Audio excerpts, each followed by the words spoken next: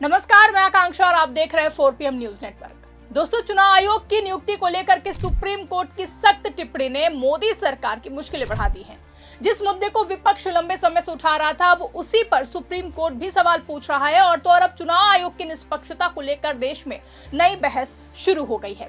तो आखिर क्यों सुप्रीम कोर्ट में मोदी सरकार के गिरने की हो रही बात आपको बताएंगे, लेकिन सबसे पहले आप ये बड़ी खबर देखिए कि कैसे सुप्रीम कोर्ट ने तीखे सवाल पूछे और कहा है कि मुख्य चुनाव आयुक्त को चुनने में सीजीआई का रोल आखिर क्यों नहीं है। दरअसल ज्ञानेश कुमार हो या फिर दूसरे चुनाव आयुक्त, उनकी नियुक्ति को लेकर के विपक्ष लगातार सवाल उठाता रहा है। लोकसभा में नेता प्रतिपक्ष राहुल गांधी कई बार कह चुके हैं कि चुनाव आयुक्तों के चयन के लिए होने वाली बैठकों में उनकी मौजूदगी सिर्फ औपचारिकता बनकर रह जाती है। उनका आरोप है कि बैठक में उनकी राय को महत्व नहीं दिया जाता है और सरकार जिस नाम का प्रस्ताव रखती है उसी पर मुहर लगा दी जाती है। विपक्ष का कहना है कि जब चयन समिति में सरकार का बहुमत होगा तो फैसले भी उसी के अनुसार होंगे। यही वजह है कि विपक्ष लगातार आरोप लगाता रहा है कि चुनाव आयोग की नियुक्ति प्रक्रिया पूरी तरह से निष्पक्ष नहीं दिखती।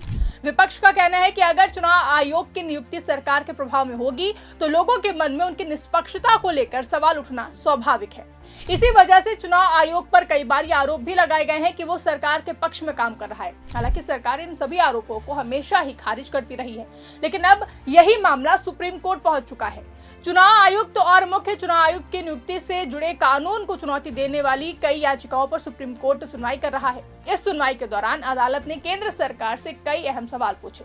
अदालत का सबसे बड़ा सवाल यह था कि जब चुनाव आयुक्त लोकतंत्र का सबसे महत्वपूर्ण संस्थान है तो उसकी नियुक्ति प्रक्रिया में मुख्य न्यायाधीश यानी कि सीजीआई को क्यों हटा दिया गया।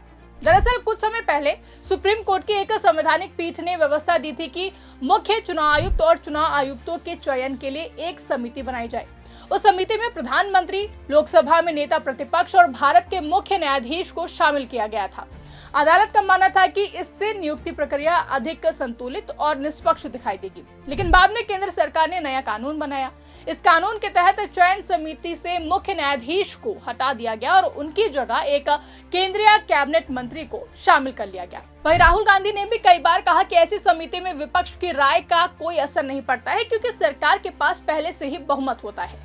इसी कानून की वैधता को लेकर के सुप्रीम कोर्ट में सुनवाई हुई। सुनवाई के दौरान मुख्य न्यायाधीश सीजीआई सूर्यकांत की अध्यक्षता वाली पीठ ने केंद्र सरकार से पूछा कि आखिर मुख्य न्यायाधीश को चयन समिति से बाहर रखने की जरूरत क्यों पड़ी। अदालत ने कहा कि चुनाव आयोग जैसे संवैधानिक संस्थान की निष्पक्षता केवल होनी ही नहीं चाहिए बल्कि जनता को दिखनी भी चाहिए। अगर लोगों के मन में निष्पक्षता को लेकर सवाल उठेंगे तो लोकतंत्र पर उसका असर पड़ेगा। सुप्रीम कोर्ट ने यह भी कहा कि मुख्य न्यायाधीश पहले से ही सीबीआई निदेशक और लोकपाल जैसे महत्वपूर्ण पदों की चयन समितियों का हिस्सा रहे हैं। ऐसे में चुनाव आयोग जैसे संवैधानिक संस्थान की नियुक्ति प्रक्रिया में उन्हें शामिल करने में दिक्कत क्या है। अदालत ने साफ संकेत दिया है कि सरकार को इस फैसले का स्पष्ट कारण बताना होगा। कोर्ट की अब इन्हीं टिप्पणियों के बाद राजनीतिक गलियारों में चर्चा तेज हो गई है। विपक्ष ने कहा कि जिन सवालों को वो लंबे समय से उठा रहा था, अब वही सवाल सुप्रीम कोर्ट भी पूछ रहा है। विपक्ष का दावा है कि अदालत की टिप्पणियां इस बात का संकेत है कि नियुक्ति प्रक्रिया को लेकर गंभीर चिंताएं मौजूद हैं।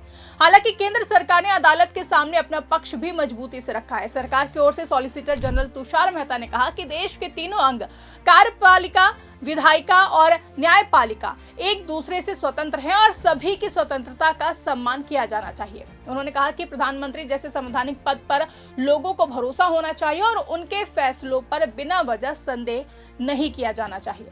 तुषार मेहता ने यह भी तर्क दिया है कि अगर हर फैसले में किसी बाहरी व्यक्ति या फिर पूर्व न्यायाधीश को शामिल करने की मांग होगी तो फिर यही तर्क प्रधानमंत्री द्वारा अपनी कैबिनेट के गठन पर भी लागू किया जा सकता है। उनका कहना था कि लोकतांत्रिक व्यवस्था में चुनी हुई सरकार को अपने अधिकारों के अनुसार निर्णय लेने का अधिकार है, लेकिन सुप्रीम कोर्ट ने सरकार के इन तर्कों पर भी सवाल उठाए हैं। अदालत ने साफ कहा है कि यहाँ प्रधानमंत्री पर भरोसा या अविश्वास का सवाल ही नहीं है। असली मुद्दा यह है कि चुनाव आयोग जैसी संस्था पूरी तरह स्वतंत्र और निष्पक्ष दिखाई देनी चाहिए। अदालत ने कहा है कि न्याय केवल होना ही नहीं चाहिए बल्कि होता हुआ दिखना भी चाहिए। यही सिद्धांत चुनाव आयोग की नियुक्ति पर भी लागू होता है। अब सुनवाई के दौरान अदालत ने सरकार से एक और अहम सवाल पूछा। कोर्ट ने कहा कि सरकार में कई ऐसे मंत्री हैं जिनके खिलाफ मामले लंबित हैं। अदालत ने याद दिलाया कि उसने पहले भी कहा था कि गंभीर आपराधिक मामलों का सामना कर रहे लोगों को मंत्री बनाने से बचना चाहिए। कोर्ट का संकेत था कि लोकतंत्र में केवल विश्वास की बात काफी नहीं होती, बल्कि संस्थाओं की विश्वसनीयता भी उतनी ही जरूरी होती है। यहीं से अदालत और केंद्र सरकार के बीच कानूनी बहस और भी ज्यादा तेज होती दिखाई दी, जहां सरकार लगातार अपने फैसले का बचाव करती रही, जबकि अदालत नियुक्ति प्रक्रिया की पारदर्शिता और निष्पक्षता पर जोर देती रही। कोर्ट ने बार बार कहा कि लोकतंत्र में जनता का भरोसा सबसे महत्वपूर्ण होता है और वो तभी बना रहेगा जब नियुक्ति प्रक्रिया पर किसी तरह का संदेह ना हो। इस पूरे मामले के बाद चुनाव आयोग की स्वतंत्रता को लेकर देश भर में नई चर्चा शुरू हो गई है। विपक्ष का कहना है कि मौजूदा व्यवस्था में सरकार का प्रभाव ज्यादा है, क्योंकि चयन समिति में प्रधानमंत्री और एक केंद्रीय मंत्री शामिल है, जबकि विपक्ष की ओर से केवल एक सदस्य होता है। ऐसे में सरकार के पास स्वाभाविक रूप से बहुमत रहता है। विपक्ष लगातार मांग करता रहा है कि चयन समिति में भारत के मुख्य न्यायाधीश को फिर से शामिल किया जाए। उसका तर्क है कि इससे नियुक्ति प्रक्रिया अधिक संतुलित और पारदर्शी होगी। विपक्ष का कहना है कि अगर नियुक्ति प्रक्रिया निष्पक्ष दिखाई देगी, तभी चुनाव आयोग पर लोगों का भरोसा मजबूत होगा। वहीं पिछले कुछ सालों में चुनाव आयोग को लेकर कई राजनीतिक विवाद भी सामने आए हैं। विपक्ष ने कई चुनावों के दौरान आयोग की कार्य प्रणाली पर सवाल उठाए हैं। हाल ही में एसआईआर प्रक्रिया को लेकर भी विपक्ष ने कड़ी आपत्ति जताई थी, जहां विपक्षी दलों ने इस मुद्दे पर मुख्य न्यायाधीश को पत्र लिख करके अपनी चिंताएं भी जाहिर की थी। हालांकि चुनाव आयोग और सरकार ने इन सभी आरोपों को लगातार खारिज किया है। अब सुप्रीम कोर्ट की हालिया सुनवाई के बाद ये बहस और भी ज्यादा तेज हो गई है कि क्या चुनाव आयोग की नियुक्ति प्रक्रिया में बदलाव की जरूरत है। अदालत ने फिलहाल कोई अंतिम फैसला नहीं दिया है, लेकिन उसके सवालों ने इस पूरे मुद्दे को फिर से राष्ट्रीय बहस का विषय बना दिया है। केंद्र सरकार ने इस मामले को 5 जजों की संविधान पीठ के पास भेजने की मांग भी की है।